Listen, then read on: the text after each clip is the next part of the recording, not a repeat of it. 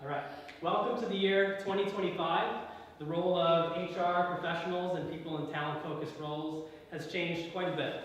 To illustrate that point, I'd like to introduce you guys to a friend of mine who works in the industry. His name's Miguel. Miguel Scott is the Executive Director of Talent and People Analytics at Dunder Mifflin Community School District, a high-performing district out in rural Pennsylvania. It's a pretty small school district, so he's got his hands in most of the operations from a talent and HR standpoint. He has overseen some major changes in the past few years, taking some of the emerging technologies from private industry and integrating them into the K-12 space. As such, his role has changed so much that he spends 40% of his time on R&D and training, which I'm sure seems pretty wild to most of you guys in the audience, that somebody at the executive level could be spending that much time dedicated just to R&D and training. But that's what his new job requires, because he's saved so much time in other areas, thanks to things like machine learning and artificial intelligence. To show you guys kind of what that looks like, I'll speak specifically to one of the core job functions, which is hiring, where he no longer writes or posts job descriptions, spends time in interviews with low-quality candidates, spends weeks checking candidates' background and references, or spends time onboarding people who ultimately will not work out. One of the first things he did when he got to the district a couple years ago was spend a lot of time pushing his people analytics agenda.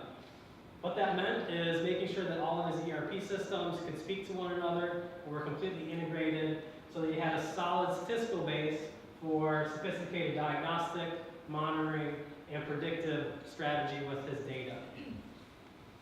With this big database, now he can employ things like machine learning, which is a method of data analysis that automates analytical model building. So for example, one of his machines developed an early warning system to identify when a principal or a teacher might be leaving the job based on prior data from the district. Based on that, that machine was able to automatically script and post a job description to all of the relevant hiring platforms, again looping in areas where they've had success in the past, and even promote posts on those places that were most likely to bring in the most talented or rock star candidates. What's cool here is, from this point, now let's say we've got a CTE 8th grade teacher who's interested in applying for the district. Instead of going to the website, having to fill out a bunch of forms and all of that, instead it takes a link, they sign up for a chat with Carl. Carl is an AI-powered bot. Artificial intelligence is intelligence demonstrated by machines, and they perceive their environment and take action to maximize their chances of goal attainment. So in this case, you can imagine that applicant is having a riveting discussion with Carl the bot, who they do not know, is not a live human on the other side of it, and that bot is also analyzing all of those responses based on historical data to ask the questions that are the most relevant, that are the most important to identifying the right candidate. And based on the analysis of probably hundreds of conversations like this, Carl the bot is able to narrow the candidate search down to 8.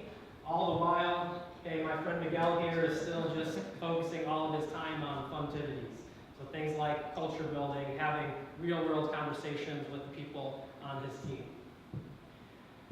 To narrow things down just a bit further, because Miguel doesn't like to interview more than 3 people, it's a general rule of thumb. He uses blockchain technology to validate all of the information that each of these participants has provided. Now, blockchain is a form of cryptography that acts as a kind of a transactional timestamp, and it's resistant to the modification of data, which makes it extremely powerful for verifying that what people are putting on their resumes is actually true. And I'm sure those of you guys who are in talent roles know that sometimes people fudge their resumes just a little bit. And so after the blockchain is verified who's legit and which certifications they have, now we've only got 3 highly qualified candidates left. So now it's time for the hard work, the actual interviewing. And so Miguel can ask Alexa to go ahead and schedule his interviews for him. And he heads into the first interview with his augmented reality glasses.